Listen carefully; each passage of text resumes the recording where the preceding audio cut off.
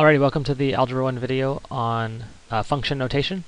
So I've emailed you 2 sheets of paper, or a PDF document that's 2 pages, and you should probably either print that out or have it up on your screen nearby so that when you're taking notes you can refer to that or take your notes on that and highlight. I'm just going to go through those 2 pages that I sent you, kind of on my computer screen, and explain and talk about what they say. But for the most part, if you read those 2 pages, you should be in a pretty good place to understand what function notation is and how it works. But I'll try to explain what the authors are talking about a little bit as they go.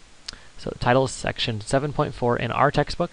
There's a secondary sheet that's from a different textbook that explains it in a slightly different way. So we've already talked about a function having a relationship between the input variable, which is usually the x, and the output variable, which is usually y. And the special thing about a function is for each input, there's only exactly one possible output. So there's a special way that we can write these kind of relationships that are functions that obey this special input-output relationship, and it's called function notation. So function notation uses parentheses to name the input or independent variable. So for instance, normally we used to write like y equals 2x plus 5 or something like that, and the variable y was the output, and it depended on the variable x, which was the input. We can now write that as f open parentheses x close parentheses. So f open parentheses close can't talk. Sorry. F open parentheses x close parentheses. That whole expression is pronounced f of x.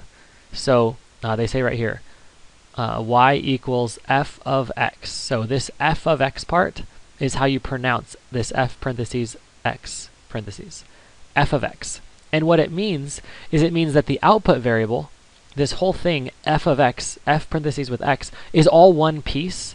It's your output variable. So it does not mean f times x. So normally you think about it when you see multiplication, you see parentheses, and you automatically associate this is multiplying something f times something x. This is absolutely not the case. The x in parentheses, all it's telling you is what the variable is going to be. Okay? So if you see y equals 2x plus 4, the output value that you get for y depends on what the input value you put for x is. So the input x affects the output y. So the way that we can show that with function notation is instead of writing y equals 2x plus 4, we can write f of x equals 2x plus 4 to explicitly show that the output value, f of x, depends on what thing? It depends on x. So you might think this is a waste of your time. And at very low levels in simple problems, I actually agree with you. Y equals 2x plus 4 is a little bit nicer and cleaner than f of x equals 2x plus 4. But it's important that you understand this notation because as the problems get more and more complicated, you'll start to see why writing it as f of x is a lot easier. Okay. The second thing is when you're solving problems, if I say find the value of this equation, find the y value when x equals 3, I have to write that out as a whole sentence. With function notation, I can just put in whatever I want for the x right here. So here's our little example. F open parentheses 3 close parentheses tells you that the x value is 3, and it's asking you what is f of 3. That's the output value when x is 3. So f of 3 is the same as what is the y value when x equals 3. So you just plug in 3 anywhere you see an x into this equation. So in place, you got 2, and then x becomes 2 times 3, and then the plus 4 is still plus 4, and you multiply this together, and you get the output value, f of 3. So the value of the function when x equals 3 is 10. So the shortcut way to write that is just f of 3, f parentheses 3, f of 3 equals 10. Another way you can do this is by looking at a graph. So you have input-output relationships on a graph as well. So for example, if you look at the input and say, what is the output value when the input is 2? So if the input is 2, you go over here to the input value of 2. You go up until you hit the function, and you see the output value is 4. So I could say f of 2, f parentheses 2, f of 2 equals 4. Okay, what's f of 7? That means the input value is 7. Go over here all the way to 7. Go up. And what is the output value? It looks to be around 2.5. So f of 7 equals 2.5. So even if you don't have an equation to plug into, if you're given some kind of graph, you can find the function value or the output value for a given input. Okay, so again, f of x, that's the way you pronounce it, f of x, and the x there is telling you what the input value is. If they put an x, it just means the general function. If they put a specific number there, it's telling you which particular value you're looking at, and you can find an actual numerical output. Okay. Oh yeah, here it tells me to remind you, this is the teacher's edition, remind the students of the inconvenience of writing out accurate statements about the behavior of functions, and show them the standard function notation. As you look at the graph of students, be sure they see that f of 6 equals 2, when f of x equals 1, x is 4, or about 9.3. So this is something I can talk about real quick. When f of x equals 1, that means the output value is 1.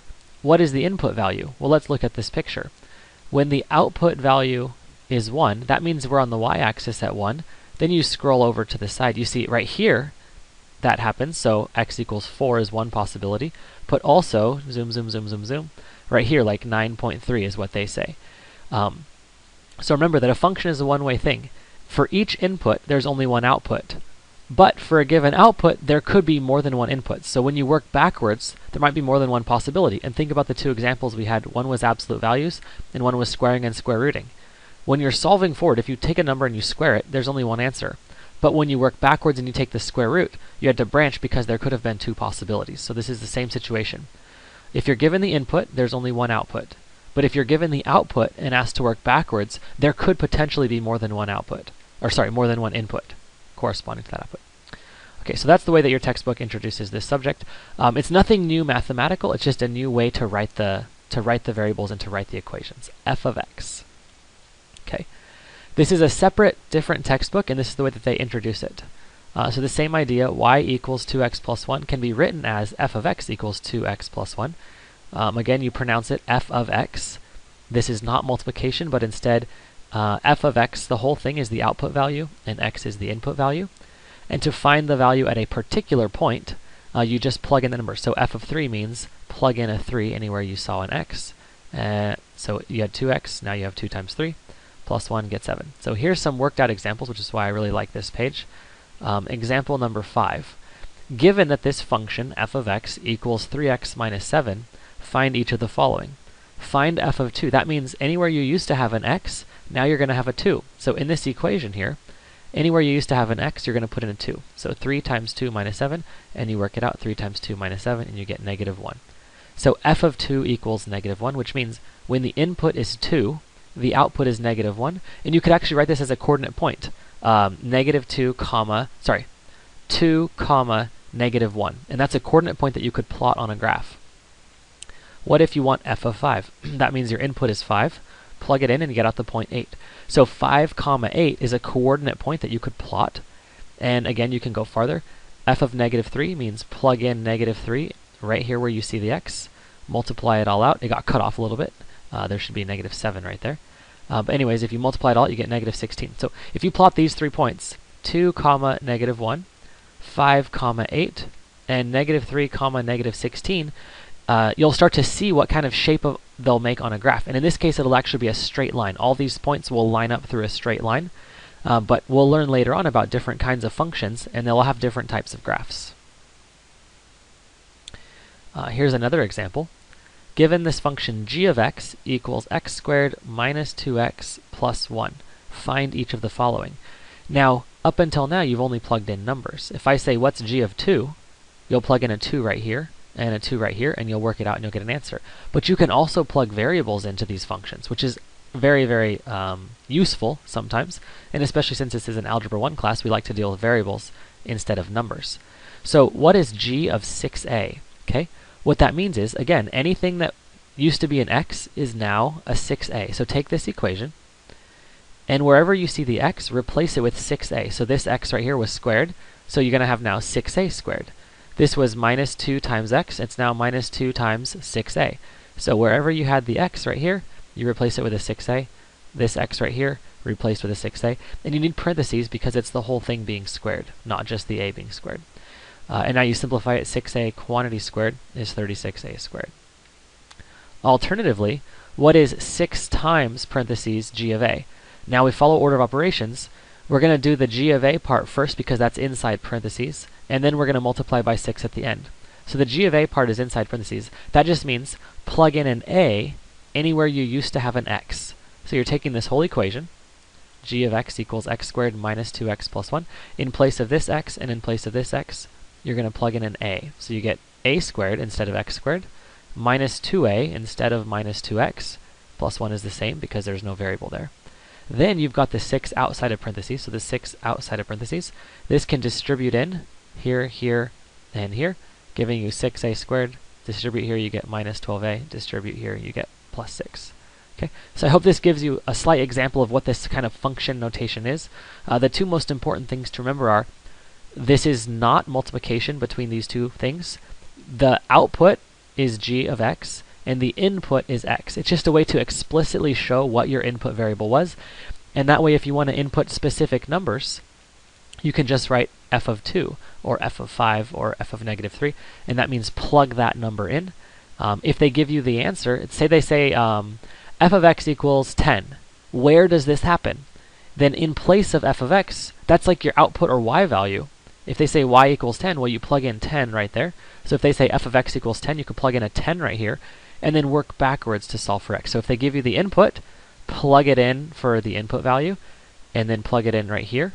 If they give you the output, plug it in for the entire output, which means you replace this whole thing with whatever the output was, and work backwards to figure out what the input was. Okay, so in class, I'll give you a worksheet, and we'll go through a little bit of more examples if you guys want, and we can really get a hold of function notation.